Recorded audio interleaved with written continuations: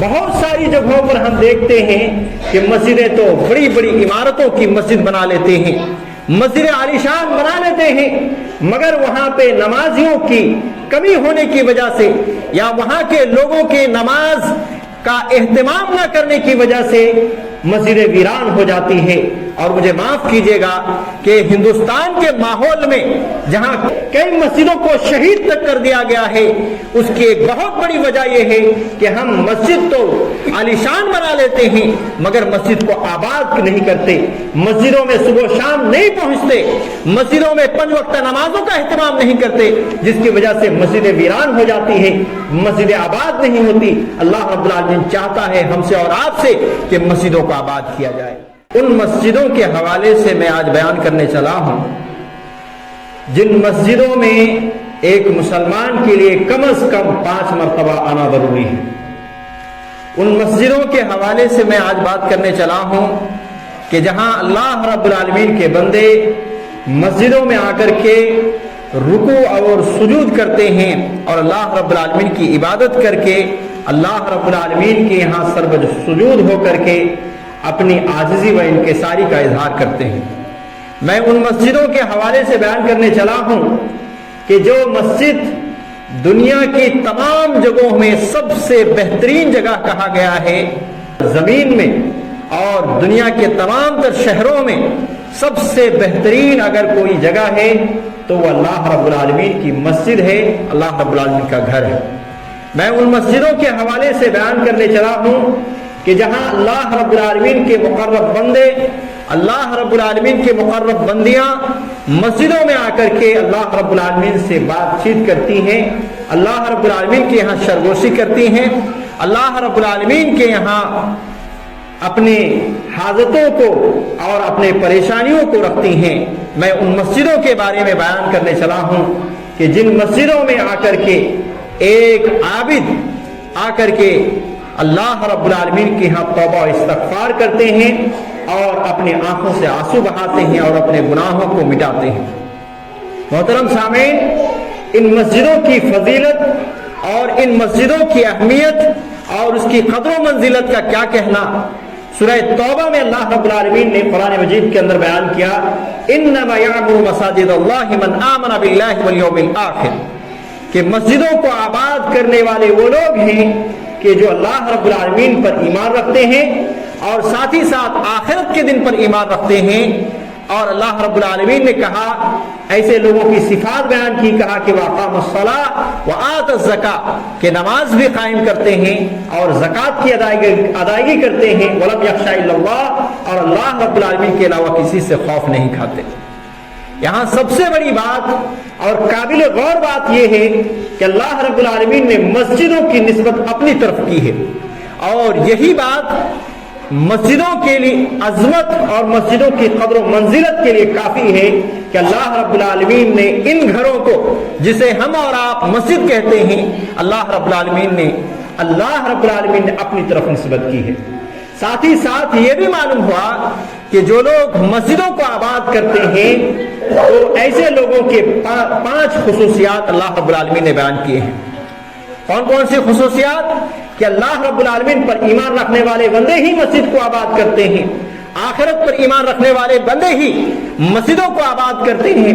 اور نماز قائم کرنے والے بندے ہی مسجدوں کو آباد کرتے ہیں، زکوٰۃ کی ادائیگی کرنے والے ہی بندے جو ہے مسجدوں کو آباد کرتے ہیں، اور صرف اللہ رب العالمین پر خوف کھانے والے، اللہ رب العالمین سے ڈرنے والے، اللہ کا تقوی اختیار کرنے والے، ایسے ہی لوگ مسجدوں کو آباد کرتے ہیں۔ میں چاہتا ہوں کہ آپ توجہ سے میری باتوں کو سنیں جو کہ انشاءاللہ العزیز قرآن و سنت پر مبنی ہونے والی ہے۔ یہاں جو بتائی گئی ہے قرآن کریم کی آیت میں کہ آباد کرنے کے لیے 5 صفتیں، 5 گن بتائے گئے ہیں، 5 کردار بتائے گئے ہیں کہ جن کے پاس 5 کردار ہوتے ہیں وہی لوگ مسجد کو آباد کرتے ہیں۔ تو آباد کا کیا مطلب ہے؟ آباد کا میں 3 مفہوم بیان کرنے چلا ہوں۔ سب سے پہلے مجھے اور پھر آپ تمام کو جو ہے غور کرنے کی ضرورت ہے۔ پہلی چیز جو آباد کرنے کا معنی اور مفہوم ہے وہ یہ ہے کہ مسجدوں کو تعمیر کرنا، مسجدوں کو بنانا، یہ مسجدوں کو آباد کرنا ہے، مسجدوں کو بنانے کے حوالے سے جو اخراجات اٹھائے جاتے ہیں اور جو اخراجات اس میں لگتے ہیں، اس میں پیش رہنا،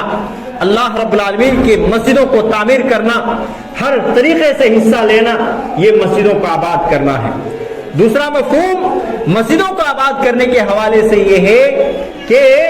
مسجد کو آباد کرنے کا مطلب یہ ہے کہ مسجدوں میں 5 وقتہ نمازوں کا اہتمام کرنا، کیونکہ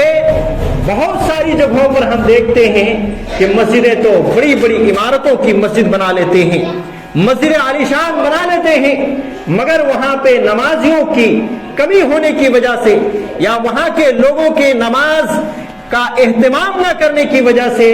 مسجد ویران ہو جاتی ہے۔ اور مجھے معاف کیجیے گا کہ ہندوستان کے ماحول میں جہاں کئی مسجدوں کو شہید تک کر دیا گیا ہے، اس کی ایک بہت بڑی وجہ یہ ہے کہ ہم مسجد تو عالیشان بنا لیتے ہیں مگر مسجد کو آباد نہیں کرتے، مسجدوں میں صبح و شام نہیں پہنچتے، مسجدوں میں 5 وقتہ نمازوں کا اہتمام نہیں کرتے، جس کی وجہ سے مسجدیں ویران ہو جاتی ہیں، مسجدیں آباد نہیں ہوتی۔ اللہ رب العالمین چاہتا ہے ہم سے اور آپ سے کہ مسجدوں کو آباد کیا جائے۔ محترم سامعین، اور تیسری چیز جو مسجد کے آباد کرنے کے حوالے سے جو مفہوم آتا ہے وہ یہ کہ مسجدوں کو چلانے کے حوالے سے چاہے مؤذن کی سیلری کی بات ہو یا یہ کہ امام کی سیلری کی بات ہو، لائٹنگ اور فین، یہ جو بجلی اور کرنٹ جو لگتے ہیں اور اس میں جو اخراجات آتے ہیں، ان تمام چیزوں کے حوالے سے جو بھی اخراجات آتے ہیں ان اخراجات کو اٹھانا ہماری ذمہ داری ہے۔ اگر ہم اس ذمہ داری کو نبھاتے ہیں تو یوں سمجھ لیجئے کہ ہم جو ہے مسجد کو آباد کرنے والے ہیں۔ آئیے پھر ہم بات کو آگے بڑھاتے ہیں اور مسجدوں کی قدر و منزلت آپ کے ذہنوں میں ڈالنے کی کوشش کرتے ہیں۔ معزز سامعین کرام، مسجد وہ جگہ ہے اور اتنا عظیم مقام مسجدوں کا ہے کہ اللہ کے رسول صلی اللہ علیہ وسلم نے بتایا کہ جب آدمی گھر سے باوضو ہو کر کے نکلتا ہے مسجد کی طرف تو اس کا ہر ایک قدم جو مسجد کی طرف آتا ہے اور ہر ایک قدم جو زمین پر پڑتا ہے، ہر ایک قدم کے بدلے میں اللہ رب العالمین اس کے ایک ایک گناہ کو مٹاتا ہے، ہر دوسرے قدم کے بدلے میں اللہ رب العالمین اس کے درجے کو بلند کرتا ہے۔ مسجد کا وہ مقام ہے میرے بھائیوں اور بہنوں کہ اگر آدمی مسجد پہنچ گیا اور مسجد پہنچنے کے بعد جب تک وہ مسجد میں رہتا ہے وہ نماز کی حالت میں، چاہے وہ نماز نہیں پڑھ رہا، جس طریقے سے آدمی نماز پڑھنے سے ثواب ملتا ہے، مسجد پہنچ گیا ابھی نماز نہیں پڑھا ہے، بیٹھا ہوا ہے، یا یہ کہ ابھی نماز کا انتظار کر رہا ہے، یا یہ کہ نماز کے بعد جو ہے بیٹھا ہوا ہے اللہ کے یاد میں، یا یہ کہ اللہ رب العالمین کے ذکر و اذکار میں، تسبیح تحلیل میں پڑا ہوا ہے اللہ رب العالمین کا بندہ اور بندی، تو ایسی صورت میں اللہ کے نبی صلی اللہ علیہ وسلم صحیح مسلم کی روایت ہے، کہتے ہیں کہ وہ نماز ہی کی حالت میں۔ مسجد کا مقام و مرتبہ یہ ہے کہ نماز کے انتظار میں آدمی کھڑا ہے، بیٹھا ہے، یا یہ کہ مسجد میں نماز ہو چکی اور ہونے کے بعد آدمی جو ہے اسی جگہ پر جہاں پہ اس نے نماز پڑھی ہے اسی جگہ جب تک وہ بیٹھا رہے گا تب تک اس کے لیے فرشتے دعائیں دیتے رہتے ہیں، اللہم اغفر لہ، اللہم ارحمہ، یہ برابر فرشتے دعا کرتے ہیں۔ یہ مسجدوں کا مقام ہے۔ معزز سامعین کرام، آج ہم نے ماشاءاللہ سے ہمارے اس جگہ کی میں بات کر رہا ہوں، ہمارے اس محلے کی بات کر رہا ہوں، عالیشان ہم نے 2 محلے مسجد بنا لیے، ہم نے مسجد عالیشان بنا لی، لیکن مسجدوں کو آباد کرنے کے لیے ہمیں خود آنا پڑے گا، اور یہی وہ مقام ہے میرے بھائیوں۔ ایک حدیث میں نبی کریم صلی اللہ علیہ وسلم نے یہ بتایا ہے کہ آدمی جب مسجد کی طرف آ جاتا ہے تو ایسی صورت میں اللہ رب العالمین کا مہمان بن جاتا ہے، اللہ رب العالمین کا مہمان بن جاتا ہے، اور اللہ رب العالمین کے اوپر حق یہ ہے کہ اپنی مہمان کی عزت کرے۔ سبحان اللہ، کتنی بڑی بات ہے۔ ہم اور آپ اگر ایک کسی امیر آدمی کے مہمان بن جاتے ہیں تو فخر سے ہم دوسرے کو بولتے ہیں، ہم اور آپ اگر سی ایم اور پی ایم کے مہمان بن جائیں تو بڑی اعزاز کی بات سمجھتے ہیں، بڑی جو ہے اپنے آپ کو سمجھتے ہیں کہ ہم نے بہت بڑا مقام حاصل کر لیا اور فخر سے لوگوں کو بتاتے پھرتے ہیں۔ لیکن کیا خیال ہے کہ جب ہم اللہ رب العالمین کے مہمان بن جائیں، لہذا جہاں ہم نے مسجدیں بنائی ہیں اور ہم اس میں تعریف کرنے پر مجبور ہیں ہمارے نوجوانوں کے حوالے سے، ہماری ماں اور بہنوں کے حوالے سے، ہمارے بزرگوں کے حوالے سے، کہ جب اور جس طریقے سے جب جیسا موڑ آیا اس مسجد کے حوالے سے، دیوار کھڑی کرنے کے حوالے سے ہو، کانکریٹ ڈالنے کے حوالے سے ہو، یا یہ کہ کسی بھی چیز کے حوالے سے ہو، ہر ایک نے اس میں اپنا قدم بڑھایا ہے، ہر ایک جو ہے اس میں پیش رہ کر کے جو ہے آگے بڑھ کر کے حصہ لیا ہے، چاہے نوجوان جو ہیں نوجوان ہمارے یہاں کے ہوں یا یہ کہ ہماری ماں اور بہنیں ہوں، ہر ایک نے بڑی قربانی دی ہے، مگر قربانی کا یہ پہلا مرحلہ ہے۔ دوسرا مرحلہ نماز میں آنا ہے، نمازوں میں پابندی کرنی ہے، اور اگر ہم نماز میں پابندی نہیں کرتے تو ایسی صورت میں صحیح معنوں میں ہم مسلمان نہیں ہو سکتے۔ محترم سامعین، اللہ کے نبی علیہ السلام نے مسجدوں میں 5 وقتہ نماز پڑھنے والے بندوں کے حوالے سے کہا تھا کہ جب قیامت کے دن سارے لوگ نفسی نفسی کے عالم میں ہوں گے، وہیں پر 7 قسم کے لوگ ایسے ہوں گے جو اللہ رب العالمین کے سائے ان کو نصیب ہوگا، کوئی تکلیف نہیں ہوگی، اور انہی میں سے ایک وہ لوگ بھی ہوں گے، اس قسم کے بندے بھی اللہ رب العالمین کے اس سائے میں ہوں گے۔ اللہ کے نبی صلی اللہ علیہ وسلم نے کہا وَرَجُلٌ قَلْبُهُ مُعَلَّقٌ فِي الْمَسَاجِدِ، جس کا دل مسجد میں لٹکا ہوا ہو، ایک نماز گزری، دوسری نماز کے انتظار میں آدمی ہے، دوسری نماز گزر گئی، تیسری نماز کے انتظار میں ہی، یعنی کہ اس کا دل لگا ہوا ہے نماز کی طرف، مسجدوں کی طرف، اور اس طرح کے بندے بھی اللہ رب العالمین کے ان خوش نصیب لوگوں میں شامل ہوں گے کہ جن خوش نصیب لوگوں کو اللہ رب العالمین اپنا سایہ عطا کرے گا، یا یہ کہ اپنا عرش کا سایہ عطا کرے گا۔ بہت بڑی بات ہے، بہت بڑی بات ہے یہ۔ اللہ تبارک و تعالی ہمیں قیامت کے دن جہاں لوگ اپنے ہی پسینوں سے سرابور ہوں، اپنے ہی پسینوں میں ٹخنوں اور کمر اور سینے اور اسی طریقے سے منہ تک ڈوب رہے ہوں، جہاں لوگ نفسی کے عالم میں ہو، بڑی تکلیف کے عالم میں ہو، وہیں پہ کچھ لوگوں کو یہ اعزاز ملے کہ اللہ رب العالمین کے سایہ اسے نصیب ہو، جہاں کوئی نہ دھوپ ہو، نہ کوئی گرمی ہو، نہ کوئی حرارت ہو، نہ کسی قسم کی تکلیف ہو، اس جگہ کو پا جانا بہت بڑی بات ہے۔ اور مسجدوں کے خاص طور سے مغرب کی نماز ہو، عشاء کی نماز ہو، یا یہ کہ فجر کی نماز ہو، اندھیرے میں چل کر کے آنے والوں کی فضیلت بھی اللہ کے نبی علیہ السلام نے بتائی اور خوشخبری سنایا کہ جو لوگ رات کے اندھیرے میں چل کر کے مسجد کی طرف آتے ہیں، ایسے لوگوں کے لیے قیامت کے دن مکمل نور حاصل ہوگا، جو قیامت کے دن کسی قسم کے اندھیرے ان کو نصیب نہیں ہوگی۔ ہر قسم کا نور جو ہے اس کے آگے بھی ہوں گے، اس کے دائیں جانب بھی ہوں گے، اس کے بائیں جانب بھی ہوں گے، اس کے پیچھے بھی ہوں گے۔ قیامت کے دن نور کا ہونا ضروری ہے، اور اللہ رب العالمین ایسے بندوں کو جو رات کے اندھیروں میں چل چل کر کے مسجد کی طرف آتے ہیں اور اللہ رب العالمین کی مسجد کو آباد کرتے ہیں، ایسے بندے اور ایسی بندی کو اللہ رب العالمین کیا کرے گا؟ قیامت کے دن مکمل نور عطا کرے گا۔ محترم سامعین، بہت بڑی فضیلت کی بات ہے، لہذا ہم ان فضیلتوں کو سمجھیں، مسجدوں کی قدر و قیمت کو سمجھیں، اس کا کتنا بڑا مقام اللہ اور اس کے رسول نے بتایا ہے، اس چیز کو ہم سمجھیں۔ ہم سستی اور کاہلی اور اس طرح کی چیزیں برتنے لگیں اور اس طرح سے نماز کو بے دریغ چھوڑتے چلے جائیں تو اللہ رب العالمین بتاتا ہے فَوَيْلٌ لِّلْمُصَلِّينَ الَّذِينَ هُمْ عَنْ صَلَاتِهِمْ سَاهُونَ۔ ایسے نمازیوں کے لیے ویل ہے، ایسے نمازیوں کے لیے خرابی ہے، ایسے نمازیوں کے لیے بربادی ہے، ایسے نمازوں کے لیے ویل نامی جہنم کا ٹکڑا ہے۔ کیسے نمازیوں کے لیے؟ الذین هم عن صلاتهم ساہون، کہ جو لوگ اپنی نماز میں سستی برتتے ہیں، جو لوگ اپنی نماز میں کاہلی برتتے ہیں، 5 وقتہ نمازوں کی پابندی نہیں کرتے، ایسے لوگوں کے لیے اللہ تبارک و تعالیٰ نے قرآن مجید کے اندر، جو کہ اللہ رب العالمین کا کلام کسی قسم کے شبہات سے اور کسی قسم کے شکوک سے، ہر قسم کے شکوک و شبہات سے پاک ہے، وہ کلام بتاتا ہے کہ ایسے نمازیوں کے لیے بھی پکڑ ہونے والی ہے کہ جو نماز تو پڑھتے ہیں مگر نمازوں کے وقت کی پابندی نہیں کرتے، جس وقت کو اللہ رب العالمین نے فرض کیا ہوا ہے۔ محترم سامعین،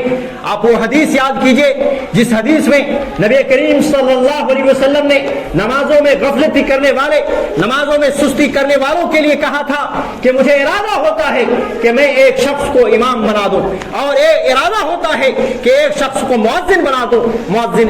اذان دے، امام نماز پڑھانے لگے، اور میں ان لوگوں کے گھروں کی طرف نکلوں کہ جن کے گھروں میں جو ہے مسجد کی طرف نماز پڑھنے کے لیے نہیں آئے ہیں، اور جا کر کے میں ان کے گھروں کو جلا دوں۔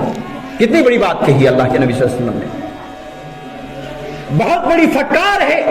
ایسے لوگوں کے حوالے سے کہ جو لوگ اپنے گھروں میں بیٹھے رہتے ہیں، جو لوگ اپنے گھروں میں جو ہے بے طریق نماز چھوڑتے رہتے ہیں، آرام اور آسائش اس دنیا کی مختصر اور بے حیثیت والی آرام و آسائش کو پانے کی غرض سے اس قیمتی نماز کو چھوڑ دیتے ہیں، اور اس بہترین جگہ جو کہ نماز کو پڑھنا ہے اور مسجدوں میں آنا ہے، اس چیز کو ہم بھلا دیتے ہیں۔ تو اللہ کے نبی صلی اللہ علیہ وسلم نے ایسے لوگوں کے لیے کیا پھٹکارا کہ مجھے ارادہ ہوتا ہے کہ ایسے لوگوں کا گھر جلا دوں۔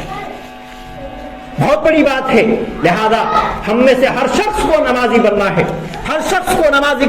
کی پابندی کرنی ہے۔ نماز ہے تو آپ کا زندگی، یہ دنیاوی زندگی بھی سکسیسفل ہے، نماز ہے آپ کی زندگی میں تو ایسی صورت میں آخرت بھی سکسیسفل ہے۔ صحیح مسلم کی وہ روایت جو میں بارہا پڑھتے رہتا ہوں، اللہ کے نبی علیہ الصلوۃ والسلام نے فرمایا اول ما یحاسب به العبد یوم القیامہ الصلاۃ، کہ قیامت کے دن سب سے پہلا حساب نماز کے حوالے سے ہوگا۔ فإن صلحت فقد افلح وانجح، اگر نماز آدمی کی درست نکل گئی تو ایسی صورت میں وہ آدمی کامیاب ہو گیا، اور اگر وہ نماز درست نہیں نکلی فقد خاب و خسرا، تو وہ ناکام ہو گیا، وہ خواب و خسران میں ہو گیا، وہ نقصان اٹھانے والوں میں سے ہو گیا، وہ جہنمی میں سے ہو گیا۔ محترم سامعین، قیامت کے دن اگر ہمیں سب سے پہلا یہی سوال کیا جائے کہ تم نماز کی پابندی تم نے کی تھی یا نہیں کی تھی، نمازوں کی حفاظت کی تھی یا نہیں کی تھی، اور مسجدوں کو آباد کیا تھا یا نہیں کیا تھا، تو ہمارا کیا جواب نکلے گا اگر ہم نماز پابندی نہیں کر رہے؟ محترم سامعین، میں بیان کر رہا ہوں مسجدوں کے حوالے سے، اس کے مقام و مرتبے کے حوالے سے کہ مسجد کا کیا مقام ہے، مسجد کا کیا رتبہ ہے۔ میرے بھائیوں، مسجد وہ جگہ ہے کہ صحیح بخاری اور صحیح مسلم کی روایت یہ بتاتی ہے کہ اللہ کے نبی صلی اللہ علیہ وسلم کہتے ہیں کہ مسجد میں اگر کوئی جو ہے ایک جماعت بیٹھتی ہے، مجتمع قوم فی بیت من بیوت اللہ، اللہ کے گھروں میں سے کسی گھر میں کسی قوم کا اکٹھا ہو جانا اور کسی چند افراد کا ایک جگہ جمع ہو جانا، وَيَتْلُونَ کتاب اللہ وَيَتَدَارَسُونَ بَيْنَهُمْ، اور وہاں پہ قرآن مجید کی تلاوت کرنا اور آپس میں دراسہ کرنا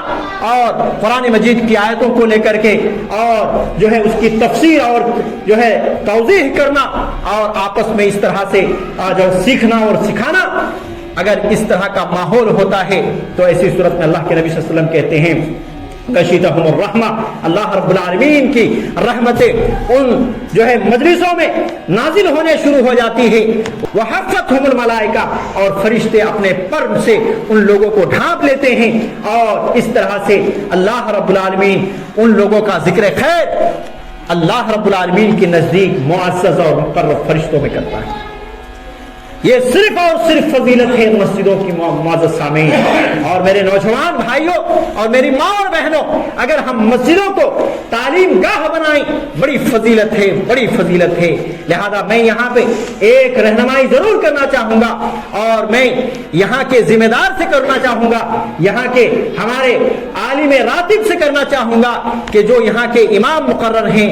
آپ کم از کم 2 وقت ایسے نکالیں کہ جہاں جو ہے کتاب و سنت کی تعلیم مصلی لوگوں کو دے سکیں، مغرب کے بعد ہو یا یہ کہ عشاء کے بعد ہو، صرف 5 سے 10 منٹ ایک حدیث آپ سنائیں لوگوں کو، اور حدیث سنا کر کے اس کی توضیح کریں، علم بھی لوگوں تک پہنچے گا۔ اور فجر کی نماز کے بعد 10 سے 15 منٹ یا یہ کہ 5 سے 10 منٹ میں 2-3 آیتیں قرآن مجید کی پڑھ کر کے اس کی توضیح کریں، تاکہ اللہ رب العالمین کا خالص کلام اور اللہ رب العالمین کی خالص باتیں ہم مصلیوں تک پہنچتی رہے۔ آخر میں چند باتیں اس حوالے سے میں کرنا چاہوں گا کہ مسجدوں کے آداب کیا ہیں، مسجدوں کے آداب کیا ہے معزز سامعین۔ مسجدوں کے آداب کے حوالے سے سب سے پہلی بات جو آج کی بات ہے وہ یہ ہے کہ غسل وغیرہ کر کے خوشبو وغیرہ لگا کر کے اچھے اچھے عمدے عمدے کپڑے پہن کر کے مسجد میں جو ہے وقت سے پہلے پہنچنے کی کوشش کرنا، یہ مسجد کا بہت بڑا ادب ہے،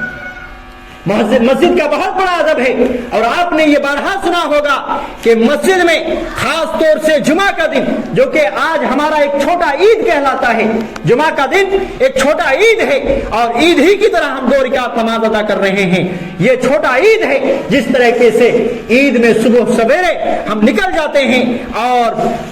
وقت سے پہلے پہنچ کر کے نماز جماعت کے ساتھ نماز ادا کرتے ہیں، اسی طریقے سے یہ عید ہے۔ اور یہ جمعہ کے دن میں ایک خاص فضیلت ہے میرے بھائیوں،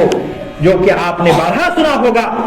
اس کی تفصیل کی طرف نہیں جانا چاہتا میں، لیکن میں اشارہ کر دینا چاہتا ہوں کہ آدمی اگر اول وقت میں پہنچتا ہے تو ایسی صورت میں اونٹ کی قربانی کے برابر اس کو ثواب ملتا ہے، اگر دوسرے وقت میں پہنچتا ہے تو ایسی صورت میں گائے یا بیل قربان کرنے کے جو ہے جتنا ثواب مل سکتا ہے اتنا ثواب اس کو حاصل ہوتا ہے۔ پھر اس کے تیسرے موقع میں اور تیسرے وقت میں آدمی جمعہ کے دن پہنچتا ہے تو ایسی صورت میں بکرا جو ہے یا دمبا جو ہے قربانی کرنے کا ثواب اس کو حاصل ہوتا ہے۔ اس طریقے سے چوتھے نمبر میں پہنچتے ہیں تو مرغی، اور اسی طریقے سے پھر انڈے قربانی کرنے کے ثواب ملتے ہیں۔ یہ بہت بڑی بات ہے۔ قربانی کے دنوں میں ہم 20 ہزار 30 ہزار لگا کر کے قربانی کے جانور خریدتے ہیں، اور جانور خریدنے کے بعد اس کو جو ہے ہم ذبح کرتے ہیں اللہ رب العالمین کی رضا جوئی کے لیے، لیکن ہمیں وہ میسر مواقع ہیں، اور اللہ رب العالمین نے یہ آفر رکھا ہے کہ جمعہ کے دن اگر ہم اول وقت میں پہنچتے ہیں تو اتنا بڑا آفر ہے۔ تو پھر کیا وجہ ہے کہ اور کتنے ہی لوگ جمعہ کے دن کام نہیں کرتے صرف اس وجہ کہ آج جمعہ ہے۔ تو جمعہ ہے، لیکن اس سے فائدہ آپ کب اٹھا رہے ہیں اور کہاں اٹھا رہے ہیں؟ آپ پہلے آئیں گے، کم از کم میں یہ کہہ رہا ہوں کہ کم از کم 1 گھنٹہ پہلے آئیں آپ۔ اگر 12:30 میں اذان ہوتی ہے تو 11:30 کو پہنچ جائیں۔ صحابہ کرام اور سلف صالحین کو اگر دیکھیں تو 7 بجے 8 بجے آ کر کے یہاں غسل کر کے اچھے اچھے کپڑے پہن کر کے اللہ کی عبادتوں میں لگ جاتے تھے، جمعہ کے دن قرآن مجید کی تلاوت میں لگ جاتے تھے، تسبیح و تحلیل کرنے میں لگ جاتے تھے، سنن و نوافل کی کثرت میں لگ جاتے تھے۔ ہم اتنا نہیں بھی کر سکتے تو اسی صورت میں کم از کم 1 گھنٹہ پہلے آئیں۔ یہ شکایت ہمیں پہنچی ہے کہ یہاں جمعہ شروع ہونے کے بعد لوگ آتے ہیں، اور آپ کو معلوم ہے کہ اسی حدیث میں یہ بیان کیا گیا ہے، جہاں حدیث میں فضیلت گرائی گئی ہے کہ اول وقت میں پہنچنے سے اتنا ثواب، دوسرے وقت میں پہنچنے سے اتنا ثواب، تیسرے وقت میں پہنچنے سے اتنا ثواب۔ تو اسی حدیث کے اندر یہ بتایا گیا ہے کہ جیسے ہی امام جو ہے، جیسے ہی خطیب جمعہ کے دن خطبہ دینے کے لیے بیٹھ جاتا ہے تو وہاں جو ہے دروازوں میں جو فرشتے آنے والے لوگوں کے جو ہے نام لکھ لیتے ہیں کہ فلاں بندہ آیا، کس وقت میں آیا، اس کے ثواب جو ہے لکھ لیتے ہیں۔ وہیں پہ وہاں رجسٹر بند ہو جاتا ہے، اور ہم اور آپ اگر بعد میں آتے ہیں، یا یہ کہ دوران جمعہ میں آتے ہیں، یا یہ کہ خطبہ ختم ہونے کے آخر میں اور اینڈ کے وقت میں آتے ہیں، تو کیا خیال ہے کہ جمعہ کے دن ہمارا نام بھی رجسٹر نہیں ہو رہا،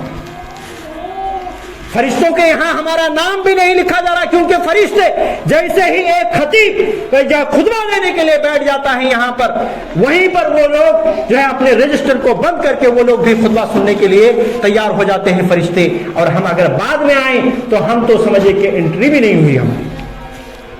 بڑا خسارہ ہے ہمارا۔ لہذا گزارش یہ ہے بڑے ہی ادب و احترام کے ساتھ، ہمارے بزرگوں سے بھی خاص طور سے، ہمارے بزرگوں سے خاص طور سے